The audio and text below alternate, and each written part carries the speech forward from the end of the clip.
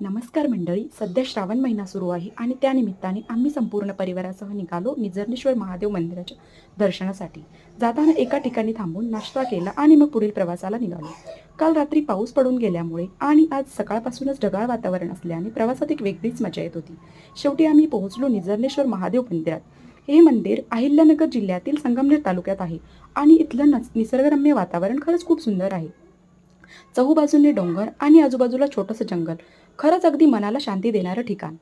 येथे पोहोचताच सर्वप्रथम आम्ही पूजेचं साहित्य घेतलं आणि दर्शनाला जायला निघालो. मंदिरात जाऊन महादेवाची भक्तिभावाने पूजा केली. त्या क्षणी एक वेगळीच सकारात्मक ऊर्जा जाणवली आणि खरं सांगू ना, इतकं प्रसन्न वाटलं.